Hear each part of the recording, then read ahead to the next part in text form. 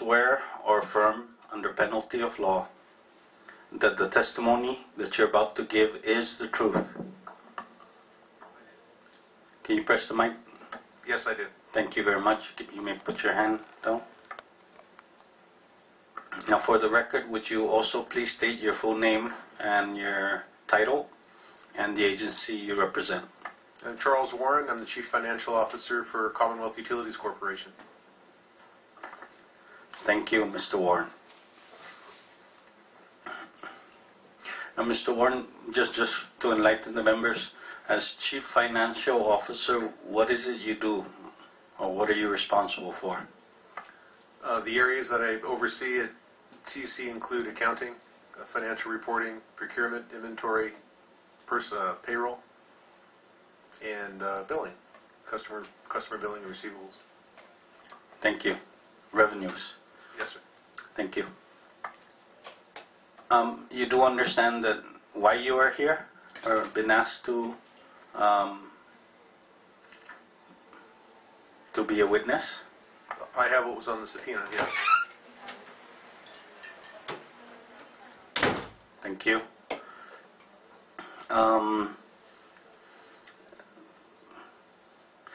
You know, a lot of the questions we asked of Mr. Fletcher, I'm trying to sort it out whether it would be applicable to you, or should we ask you more specific questions, since you are the numbers guy.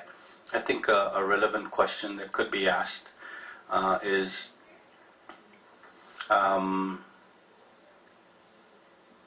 first, are you aware of the power purchase agreement that was executed on August 3rd? Yes, I am. Were you asked in your capacity to review the power purchase agreement? I was provided a draft by Mr. Fletcher in early July and asked for comments. And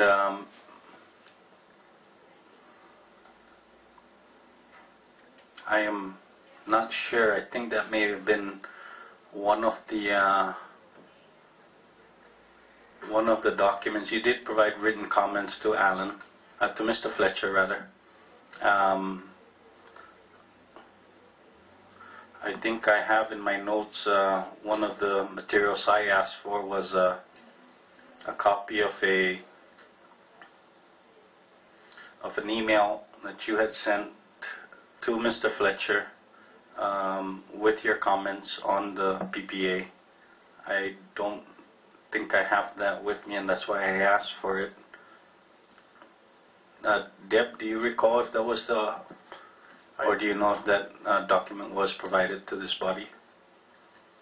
There is a document with comments, and I think it might be part of this, but I don't recall. We have to look for it.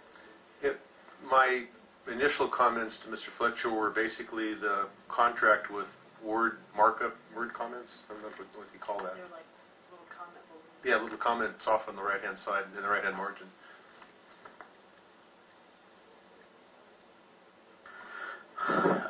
Because we don't have the material.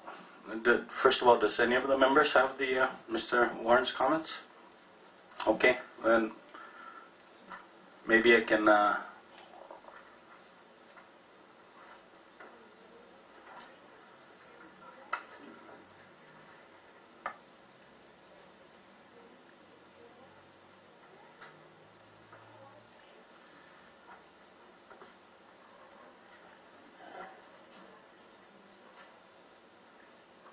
Thank you. I think we do have the material. Okay. Thank you. Do any of the members wish to start off with any questions to Mr. Warren? Representative De La Cruz. Thank you, Chairman. Mr. Warren, good afternoon. Good afternoon. This power purchase agreement that was signed off by the former Attorney General and Governor Fitio, when did you become aware of this issue of a PPA?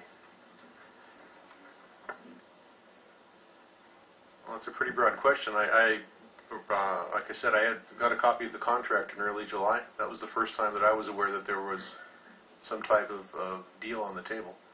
Early July. Yeah, I believe it was the 3rd or 4th. And then, okay. And then preceding that,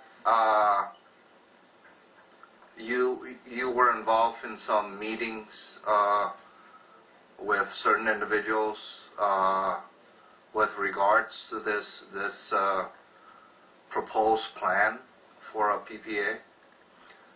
The only meeting that I was involved in, and forgive me, I don't remember the date, prior to July, obviously, was in the director's office. There were some representatives that were proposing a shipyard, and the discussion revolved around the need to move the existing power plant to accommodate the shipyard. And it was discussed in general, but nothing definitive was described, or there were no deal points talked about. It was just the need to move power plant 1. Where would be a good place to go?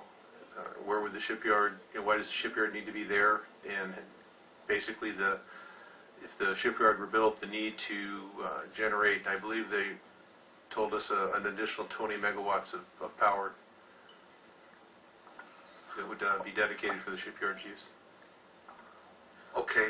So aside from this one meeting that you partook, did you ever participated in a meeting over at the Hyatt? No. Okay. As a financial individual, I guess the man with the purse for CUC,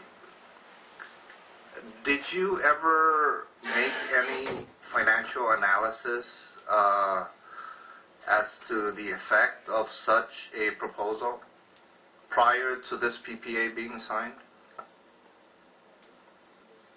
Again, based on the initial contract that I had a chance to review, there were a number of questions, but not a lot of details to make assumptions with in the contract. So working with Mr. Fletcher, we basically jointly came up with some very high-level assumptions, and then tried to put some numbers to that. But we had to basically assume everything because there aren't a lot of details in the contract, at least in the early version that I saw. Okay, and throughout all these different scenarios, if you will, of different power plants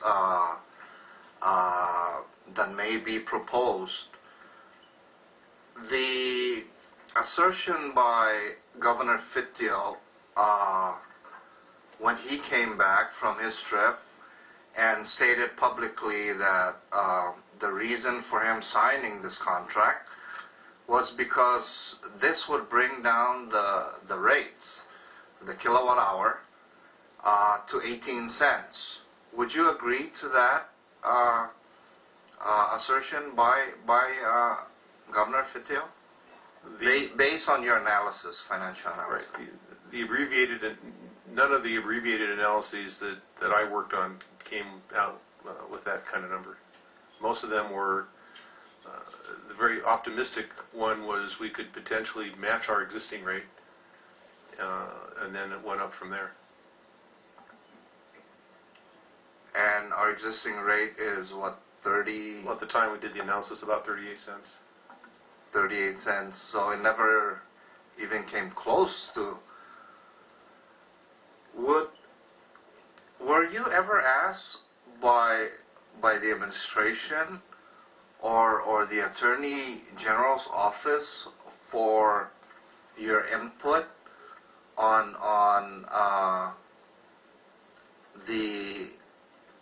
what this will entail to not only CUC but to the consumers of CUC? No, sir. My only input was through Mr. Fletcher. I was never contacted directly by either Mr. Buckingham or anybody in his office.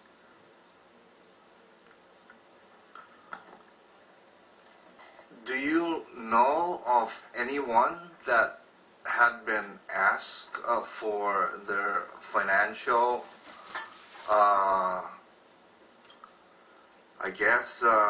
their financial opinion or assessment with regards to this PPA? Subsequent to the contract signing, I do know there was some discussions with economist.com.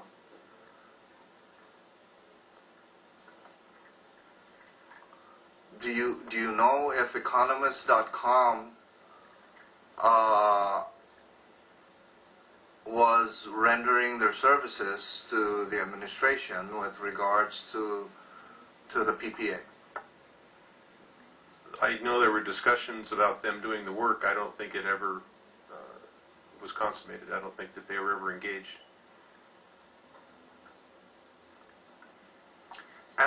At this point in time, knowing full well that the PPA was signed on August 3rd by the former Attorney General and Governor Fittio, and I believe the other party had also signed off on, do you believe that this document or the contract, for that matter, is good for CUC or the paying customers of CUC? I don't think we have enough information to make that determination. It could be good. Again, the assumptions that were made by me and Mr. Fletcher were very broad and one-sided. We didn't have any input. So without knowing what the ultimate plant will look like, what the engines will be, what the efficiencies are, it's very difficult to make that determination. And when you say that it could be good, in what ways do you think that it could be good? Well, there are, the engines in Power Plant 1 are old. There are newer technologies out there that have engines that are more efficient. So assuming that we decide to stay on diesel, there could be a plant that could be configured to run more efficiently than the existing plant. And like with any other mechanical thing, something brand new is going to require less maintenance. So for a while, maintenance costs should be less. So it might be able to be configured in a way to be advantageous. I understand. But the trade-off would be the cost, the capital cost, and how that would be offset by the savings in fuel. I understand. Did you read the PPA, Mr. Warren? The contract? Yes. Yes. The contract. Yes. Did you notice a provision there where it states that it is supposed to generate a 10% efficiency, but if that efficiency is not met, then there's no provision or penalties to the company, in this case SD LLC. Did you read that part? Yeah, I most likely commented on that. I did read that, yes. So, do you think that if, as compared to the Power Plant 1 or the engines at Power Plant 1, comparing with this new power plant and this new power plant, let's say 2-3 years down the road, was not efficient, what do you think would happen if there was no penalty clause? I'm not sure what you're asking. If I didn't notice a penalty clause in the contract for failure to meet that efficiency level. You're right, Mr. Warren, because you know why? There is no penalty clause for this. And so when I asked you, how do you think that this will be efficient, this new plan be more efficient, and you stated that, well, it's a new plant. these are reciprocating diesel engines, basically the same as what we have, although we have engines that are about 20, 30 years old. Did you read the exit report from the former executive director of CUC, Mr. Malay? And what did you think about that report? He did a number of exit reports. If you're talking about, there was one where he talked about reciprocating engines, internal combustion engines. That is the report that I'm asking. Did you read And that? if I remember correctly, his opinion was it wasn't a good idea to continue with those. So basically, entering into this PPA, we are merely, in fact, continuing on with those type of engines. Don't you agree? Yes? I will yield for now, Mr. Chairman. Thank you, Rep. Anybody else? Oh, yes. Sorry, Mr. Chairman, if I may, I would appreciate it, and I know we're limited with time and everything else, but if there are documents that the members would like us to refer to, we'd really like to be able to take a look, because it's hard for us to give answers when especially when Mr. Malay was last here in March, I think. So if it's possible, and I know we're limited here, we'd appreciate that if we can have that opportunity. Members, please take note. Mr. Chair, I think that Mr. Warren has answered the questions openly and without any hesitance. I think she was referring to future questions that we do perhaps reference what report, where is it in there, and I think just so they can have it in front of them, I think that's a reasonable request if we can provide it. Unfortunately, Council, we don't have the luxury of the numbered pages, unlike what you have in front of you. I wish we did, and it'd be so easy to be able to just go right to the page and reference a specific memo or email. We don't. I understand, and if I may, I just, a lot of these things we've taken a look at recently, but there's some documents like Mr. Malay's outgoing that we don't actually have in this binder. We just don't have it with us. So if it's something that's not in the materials, then we'd appreciate if we can have that chance.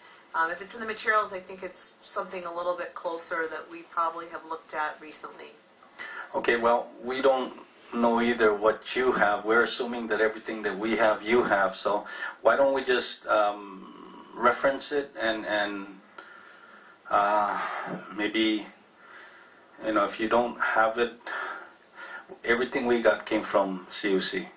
And the exit report that Representative De La Cruz was referring to was actually provided to us much earlier.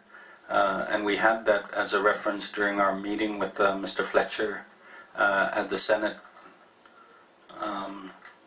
Representative Sablan. Yeah, Mr. Chairman, if that is the case, and if at any point during the proceedings that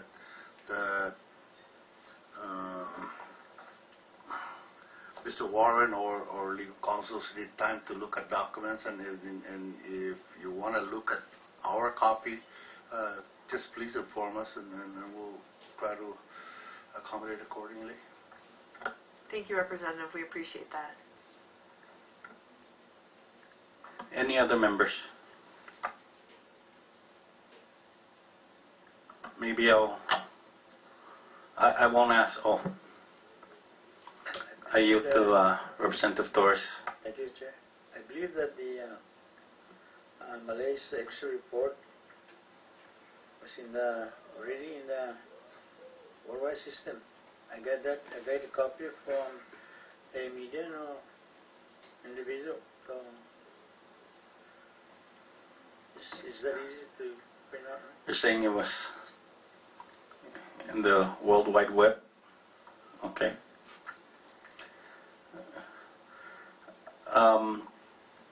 But you have answered it, so let's move on.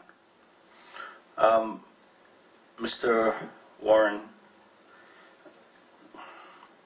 Economist.com submitted to CUC the preliminary report of their economic impact, economic analysis report. Did you see that? Were you able to review it? Well, the only official report that I recall from Economist.com was that they couldn't do an analysis. So if that's the one you're referring to. I think such a report is labeled as a preliminary report in the submission that we were given. And you're right, and I think I have stated that earlier, that you're right, Economist.com have come out stating that they don't even want to submit a preliminary report. And so that's why I said I was surprised how such a report could come out when they were reluctant to submit anything, simply because they didn't have the data to be able to come up with a preliminary report. And that's exactly what you stated.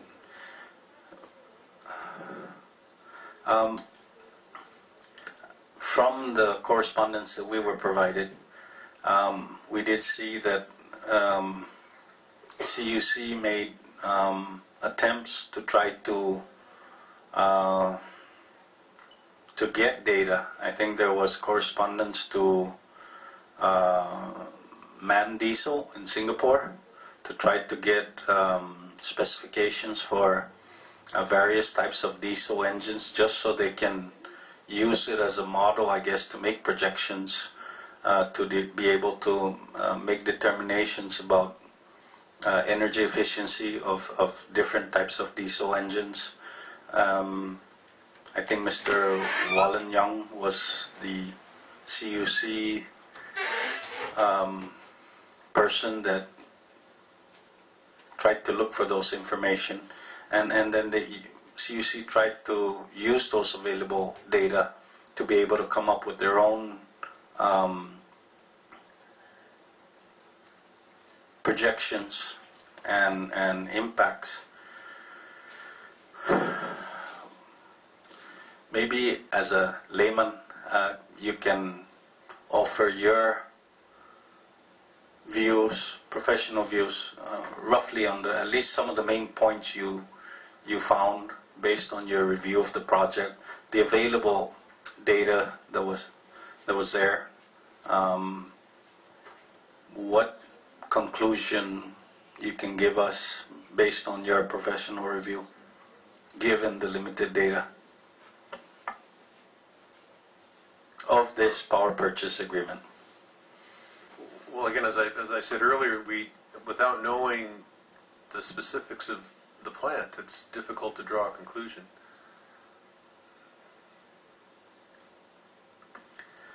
Okay, fair enough. Did you provide your own recommendation to Mr. Fletcher as far as how CUC should proceed with regards to this power purchase agreement? Again, I provided comments on the provisions of the contract and worked on some, again, using numbers that we got from MAN and other places, came up with some rough ideas about whether or not we thought we could achieve some efficiencies that would result in a significant savings in trying to come up with that 10%. Thank you. I yield for now.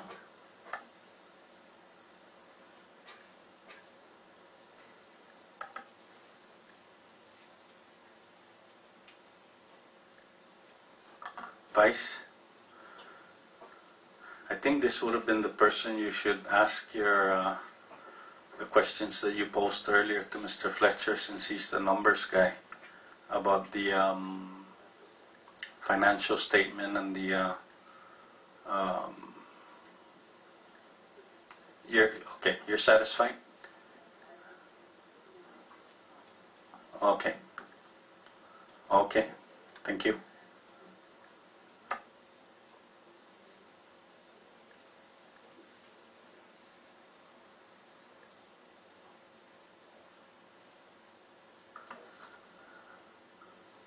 I'm going to take a short recess, very short recess.